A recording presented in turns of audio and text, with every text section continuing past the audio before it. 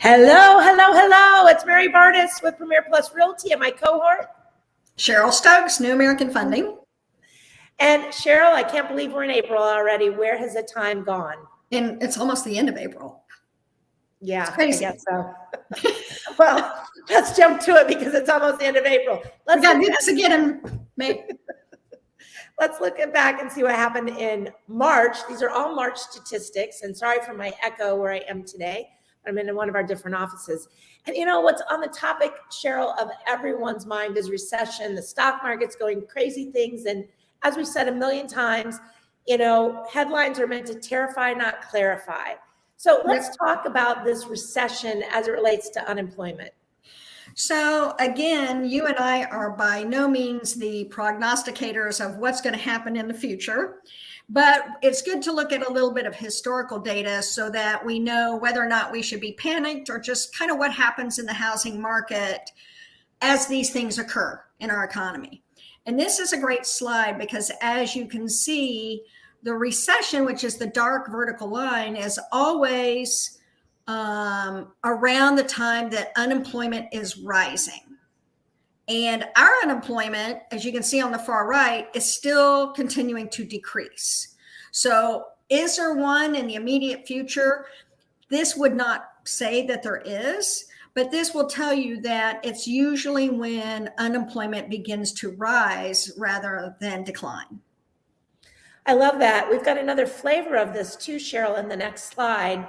Let's talk about that a little bit, about what housing stays strong through recessions. Right. And I think this is a great one because other than the anomaly of 07, 08, which we all know about, you'll also see here that in recessions, housing has always stayed flat or increased and stayed strong. So even if it were to occur, it wouldn't necessarily affect housing. And by looking at this history, it's only affected housing one time, and that was a crazy time.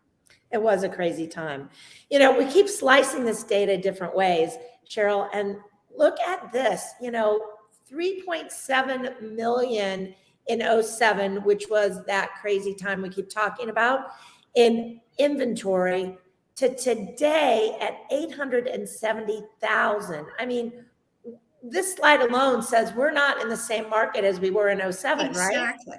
And you and I have been talking about this for 5 or 6 months now, and every month the numbers still prove to be true. We're not in the same financial situation, the same housing situation. There's nothing remotely similar, honestly, to 07.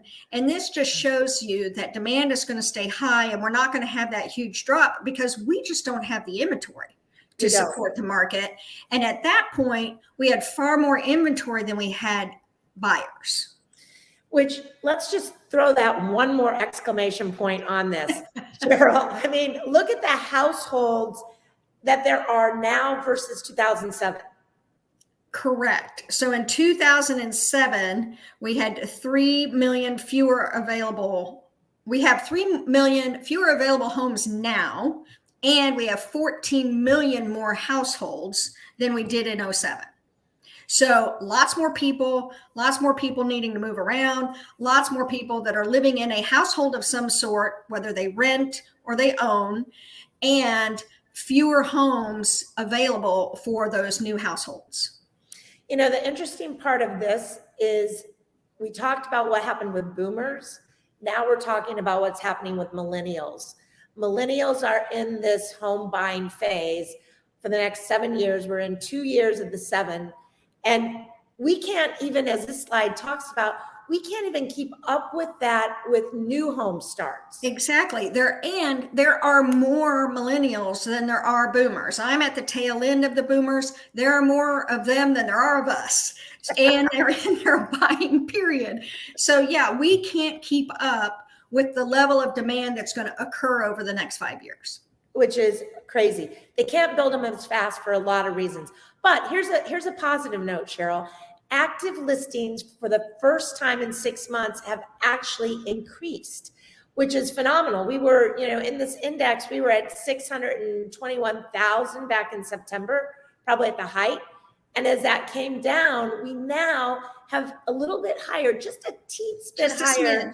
Just a smidge. Well, and the thing is, and here again, when you're always saying that the news sounds scary, you might hear, oh no, there's a decline in demand. No, there's not a decline in demand. There's still demand.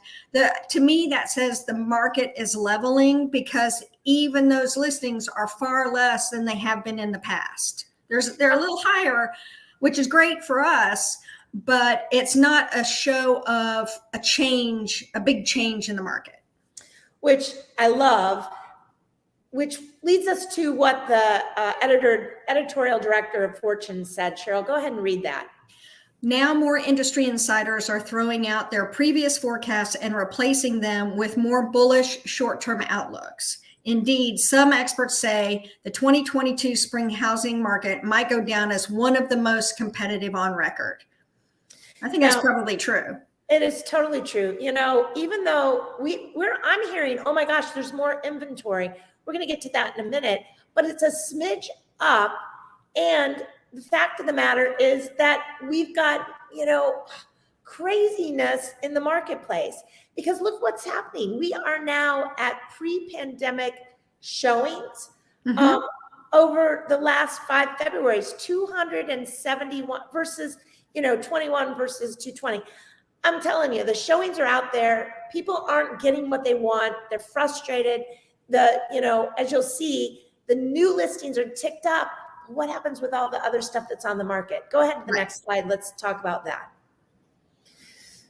Price appreciation. Cheryl, this is nationwide, 19.1% according to CoreLogic, year over year price appreciation. Right, and that's not going to go away. That is not going to go away. And if we look at the next slide, which is really what the managing director of S&P DJI said, talk about what he said with his numbers. They're almost spot on. So he says, last fall, we observed that home prices, although continuing to rise quite sharply, had begun to decelerate. Even that modest deceleration was on pause in January. The 19.2% year-over-year change for January was the 4th largest reading in 35 years of history. And that's funny, because you and I were talking about that the other day. Even though there's a change, a deceleration, being the 4th in history, with the last 2 years being the top 2, we're still right up there and beating all the prior years. It's unbelievable. We kind of flipped to this slide a little bit early, but I want to really this is nationwide, right? Nationwide. New listings, as you can see, have upticked in March over those that were already on the market, which, sounds scary. Oh my gosh, people are putting their houses on the market. Well, look at what the active listings were. They were half. So the active listings have come down, and we're starting to uptick because no one wanted to sell, and we're getting new listings. Thank you, Jesus, so to speak. The heavens opened, and we've got some new listings for our people that can't find what they want. Right. So as we go to the next slide, this I love, 6.7% over these 2, 3, 4, 5, 6, 7 economists are predicting. Zelman's always low. She's at 3%, 9.6 for CoreLogic. Price increases for 2022. I think we're going to see more of that in our area, but 6.7% I'd take. Absolutely. And if you think about stability of market, possible recession, people talking about inflation, a steady 6.7% gain in which your value of a home is increasing, your debt to that home is decreasing because you're paying it off if you have a mortgage, is far more stable and a far better hedge against inflation than anything else out there in the market. Real estate, you said it best. Cheryl, I love this slide because the home price expectation survey is sent out with 100 different financial folks answering it.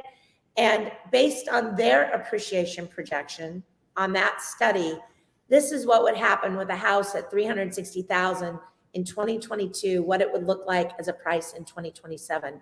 And I tell you, that wealth gain for most folks in that price point is huge. Yes, absolutely. Absolutely. And that's what it is, building familial wealth through home ownership.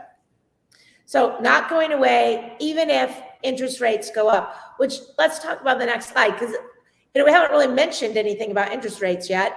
Go ahead and hit this one with Lynn Kiefer from Freddie Mac. So with rates rising and expected to rise through 2023, it makes sense to obtain a purchase or refinance mortgage if you are in good standing. And I've been saying this for weeks, even though the rates have risen, which they have, they're still historically low, hands down. Any of us over 50 can attest to that. And just like I said a moment ago, rent's going up, triple, credit card interest rates are going up. The best way to hedge against inflation is to have a fixed debt payment, a fixed housing payment, and a refinance or a purchase is the way to get that done. Absolutely. So let's talk and see what's happening in our neck of the woods, so to speak.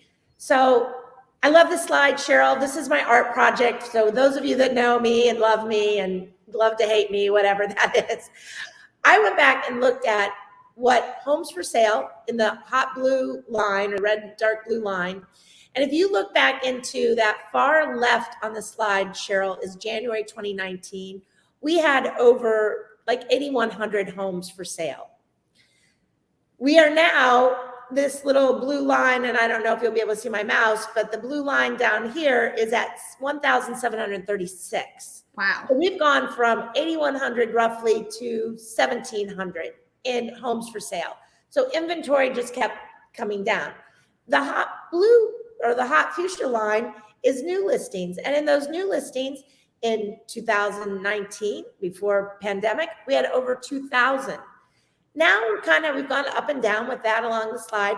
We're at 1,651, which is a little bit less than it was in March of 2021. Yep. So my point on this is now instead of 10,000 homes to sell like we had in January of 2019, we have 3,500 homes if we do the math fast, 36, something like that, which is amazing. Now, let's look at homes sold. Homes sold went up. If we could go back to that slide one more time, the green line is homes sold. And look, we went up pretty high in March of 2022, March of 2021. And we are down, but we don't have enough inventory. We are struggling with the inventory, my friend. So if you thought about selling, it is now because there is no inventory. And I don't care what the news is saying and what, Susie Smith, Joey Johnson are saying that are agents out there that are all bought into this fear that inventory is going up and home sold is going down. I submit phooey because we don't have enough inventory. I have people that have been going out for months and can't find what they're looking for because it just doesn't exist on the market, and they would pay more. So, our market is strong. Yes, we're not at the average. We're like that pink line on the far right in March of 2022 is 1,651. We've got homes for sale of 1,736. So the new listings don't quite outnumber the ones that are on the market, but we're pretty close to what's happening nationally. Right. And one more thing on this slide I want to point out is why is the purple bars in there? Well, that's when you would see us uprise with inventory. Anytime coming into our busy season, we rise up, sales will rise up, and then they'll fall down. And you're seeing that pretty classically every year, January through March. Right. So I love that. The next slide, if we go to that one, these are the rates. They go up and down. New listings are only down by 3.1% year over year. Not bad, honestly, but we are still down. Homes for sale are down 52%. Now, these are for the Naples. I pulled this off of InfoSpark, Cheryl, for the Naples Board of Realtor. And it is Naples information, not Lee County, not all of Collier, but Naples. This is the easiest way to pull it. And average close price is up 21.6. So our market is super strong. Yes. So with the last question, the last slide, Cheryl, is it time to move? Yes. Yes, she says emphatically. Yes. Yes. I mean, it is time to move. If you need to move, if you desire to move, it's still a good time to move. It's still a good time to buy and borrow. Are prices higher? Yes, but it's all relative. The price you get for the home you sell is also going to go up. Absolutely. We are seeing some phenomenal appreciation in homes. New builds where people don't even move into them and they sell them before they move into them and, gain some crazy numbers. At the end of the day, we all need somewhere to live, and why rent if you're, in that category Absolutely. of folks? You're throwing money away every month on somebody else's dream.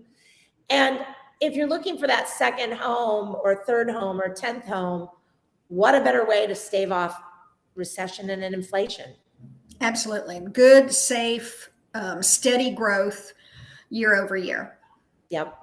And if you're looking to sell, there is no better time in the market to sell than right now, because we have so much pent up demand with buyers that want to come in and buy your home. So I guess, Cheryl, that's it. Another wrap for this month in our housing update. And until Absolutely. next time in May, is it In going to be May? May? And hey, for everybody watching, if you got to this point, wish Cheryl a happy trip to Hawaii, because she's a special top performer at New American Funding. And we wish you a wonderful trip, and we can't wait to see you when you get back. Thanks. Ciao.